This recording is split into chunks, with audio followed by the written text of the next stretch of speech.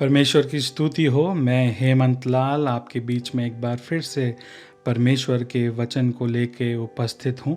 Bible हमें बताती है लूका रचित सुसमाचार उसके 5वें अध्याय में कि यीशु मसीह गन्नेसरत की झील के किनारे एक नाव पर बड़ी भीड़ को परमेश्वर का वचन सिखा रहे थे। और वचन सिखाने के बाद यीशु मसीह ने शिमोन से कहा, नाव को गहरे में ले चल और मछलियां पकड़ने के लिए अपने जाल डालो। शिमोन ने उसको उत्तर दिया कि हे स्वामी, हमने सारी रात मेहनत करी और कुछ ना पकड़ा, तो भी तेरे कहने से जाल डालूंगा।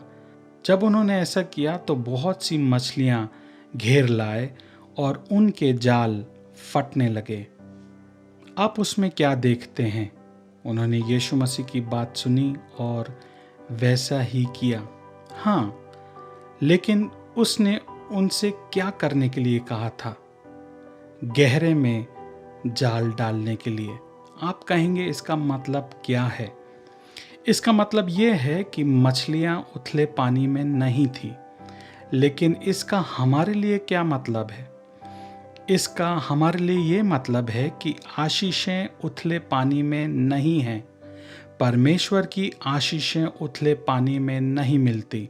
आप उन्हें विश्वास के उथले पानी में नहीं पाएंगे। वे आशीषें वहाँ नहीं हैं। उसके लिए गहराई में जाना पड़ेगा। कई लोग ऐसे हैं जो खुद को मसीह नाम से पुकारते हैं, लेकिन ज़्यादातर उथले पानी में ही बसते हैं। वे किनारे पर ही रहते हैं। वे वहीं रहते हैं जो परिचित और आरामदायक है। वे कभी भी पुराने तरीके, पुराने जीवन को पूरी तरह से नहीं छोड़ते। वे कभी भी गहरे में प्रवेश नहीं करते। वे विश्वास करते हैं, लेकिन एक उथले विश्वास के साथ। वे बाइबल पढ़ते हैं, लेकिन केवल शब्द और अक्षर के उथले में पढ़ते हैं। वे प्रार्थना करते हैं, लेकिन प्रार्थना के उथलेपन में ही वे खुद को प्रार्थना की गहराई में प्रवेश करने की अनुमति नहीं देते। वे कभी खुद को समय भी नहीं देते।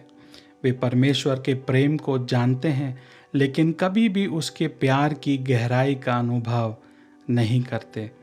इस कारण वे कभी भी उन गहरी आशीषों को नहीं जान पाते जो उनके लिए परमेश्वर के पास हैं। लेकिन अगर आप परमेश्वर की आशीषें चाहते हैं तो आपको उथले को छोड़ना चाहिए और किनारे से दूर, अपने विपक्ष से दूर, पुराने और परिचित स्थान से दूर और गहराई में, विश्वास के गहरे जल में उतरना चाहिए। परमेश्वर की उपस्थिति की गहराई, उसके वचन की गहराई, उसकी आत्मा की गहराई, आराधना की गहराई, उसके आनंद की गहराई, उसके दिल की गहराई, यही वो स्थान है जहां आपका आशीषें इंतज़ार कर रही हैं और मिल जाएंगी। आप कहेंगे, और चमत्कार कैसे होगा? आपका जीवन एक चमत्कार है। जब आप परमेश्वर की बात मानकर उसके वचन के अनुसार करते हैं तो चमत्कार इतना बड़ा होगा कि परमेश्वर के गहरे जल में आपका जाल आशीषों से भर जाएगा। परमेश्वर आप सबों को बहुत आशीष दें। आइए प्रार्थना करें।